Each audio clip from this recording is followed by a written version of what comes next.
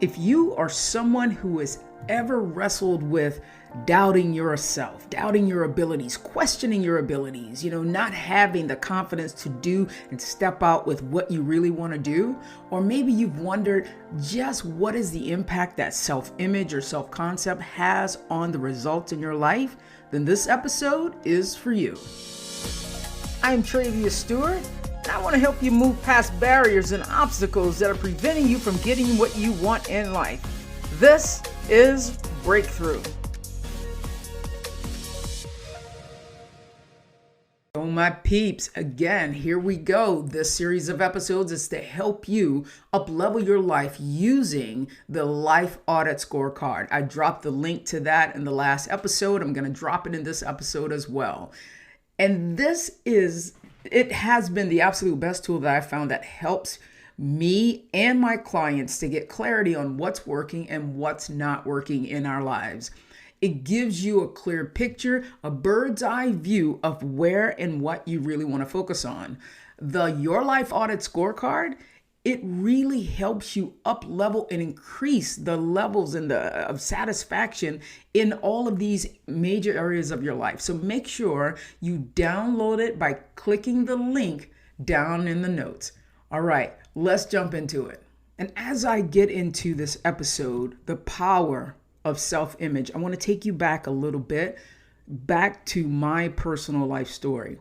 Because I've used these same methods that I'm teaching you on this podcast in my personal life and with each of my clients. So after teaching theater, high school theater for 24 years, looking up one day and realizing that the passion I once felt was gone. I was trying really, really hard to get it back at the beginning of the school year. How can I make this school year bigger and better? It was just gone. It was time to close that chapter.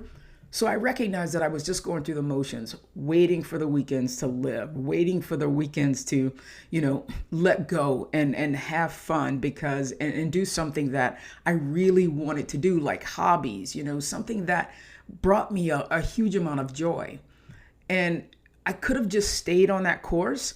I could have just stayed at that job, which would have meant doing the same things year after year, even though I now recognize that I was unhappy. And when I thought about the end of my life and not changing that job, not quitting that job, I knew I would have a shit ton of regret. And regret that I didn't go for it, regret that I had dreams that were never realized, regret that I had so much untapped potential and that I was living below my capacity. I wasn't fulfilling my potential. And so when I made the decision that, to change my life, to step out of that job, honestly, I just figured that I needed to change my job location. I just needed to, not necessarily go to another school, but I just needed a different job, right? I needed to change the actions that, my new job may have demanded of me. I needed to change what I was doing, which of course didn't work, right? To just change your actions. Because I couldn't just change what I was doing. I had to change who I was being at the core level. Because you see, at my core, I didn't initially believe that I could be an entrepreneur when I stepped into life coaching. I didn't know how to be a business owner or how to even grow a successful coaching business. I tried using willpower. I tried, let's just change your morning routine. Let's just get more discipline. I meditated 3 to 4 times a day. I took courses in training after training after training until I realized that no matter what I did, I was not going to see the level of success that I desperately wanted to see. And none of that, changed until I applied and I started going inside, looking internally at what was creating my results. And this is what I want to share with you today. And so I want you to listen with an open mind and then, try what I'm sharing with you for the next 30 days in a specific area of your life. And if it doesn't work, you can always go back to doing what you were doing before, or try something else, read a different book, listen to a different podcast, that kind of thing. But by trying what I'm sharing with you today, that there's a possibility that this could actually work for you. This self-image thing is huge. It's the foundation of all of the work that I do. and it has the power to change your whole life. So, who are you? I am, when you answer that question, who are you? The answer usually is, no one says this, but this is a profound way that it's viewed, that I am who I think my friends and honestly the world think I am. And I want you to think about something that you want in your life that you don't currently have. Something that you may secretly desire, or something that you've put on the shelf for, I'm going to chase that thing, I'm going to get that thing, I'm going to go after it someday.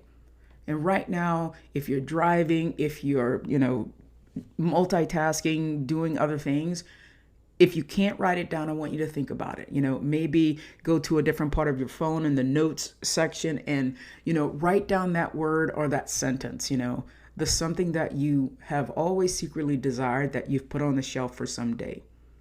And then I want you to think of someone right now that who already has that, who's already accomplished it. And now ask yourself, do you believe it was easy for them to get it? Yes or no? So now we come back to you. Why don't you already have it? Is this something that's only available to the person that you just came up with, the person that who's achieved it? Or is it something that's available to you too? And why don't you already have what you want? Why don't you already have that thing? Why is it even on a shelf right now?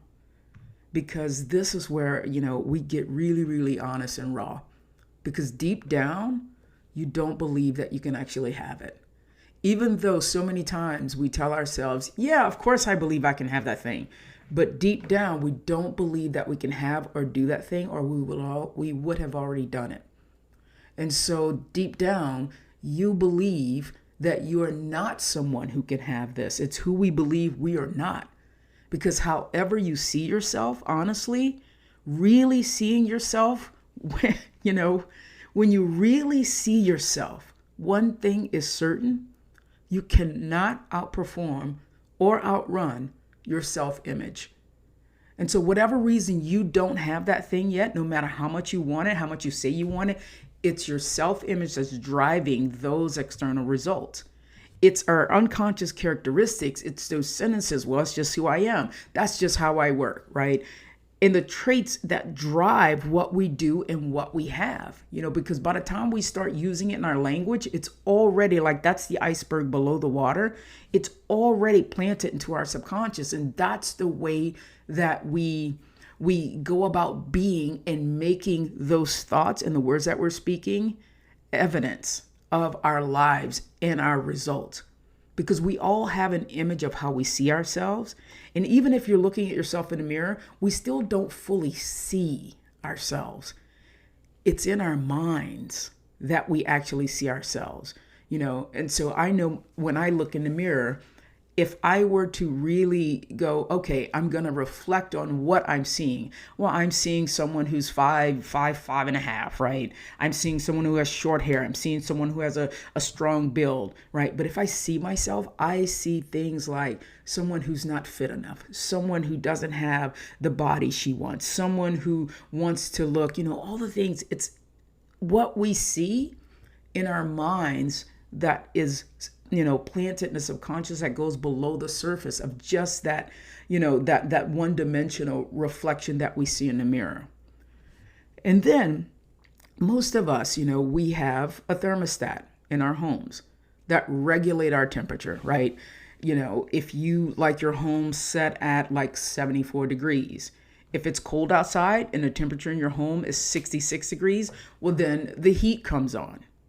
The heat comes on because, your house is colder than you want it to be. And so the heat comes on to get you back to that comfortable 74 degrees. That 74 degrees in your house is your set point. And through the summer and the winter, you never adjust your thermostat. It's always trying to bring you back to 74 degrees.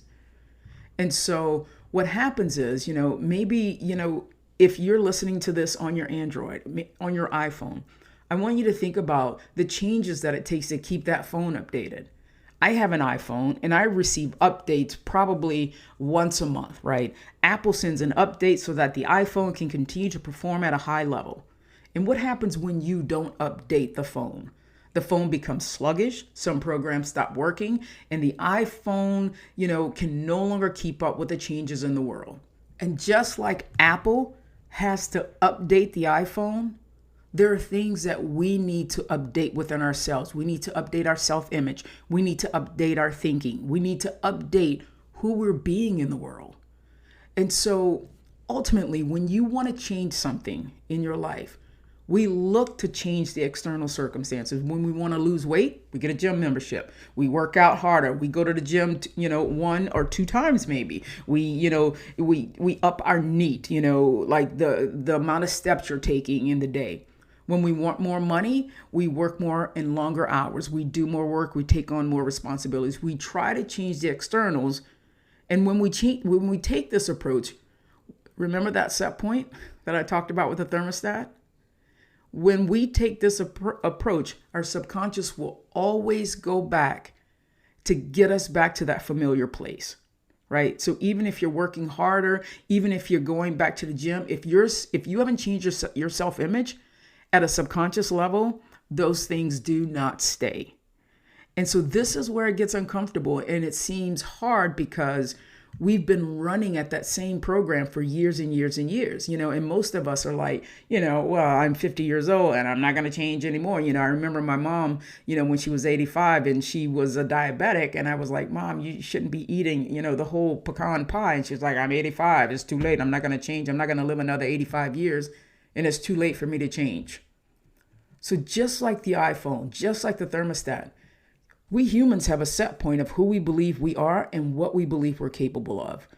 And until we adjust and update that set point, that identity, we will continue to get the same kinds of results in life that we've always gotten. So I want you to imagine if you're 40, but you're still operating from the wiring of a 25-year-old. Maybe you're still operating from the wiring when you were 13.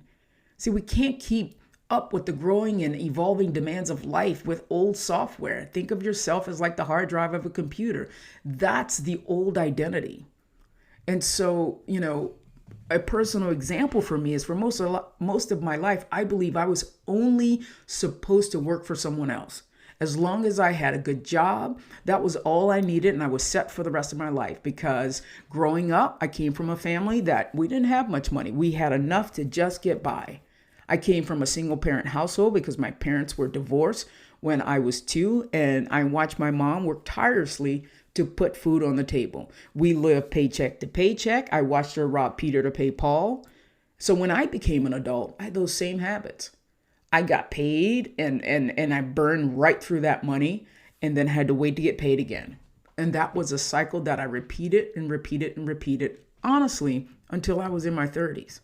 It wasn't until I began to shift my thermostat, my identity, my set point, that I started to see things differently, which helped me change from the inside out to create the life that I now live.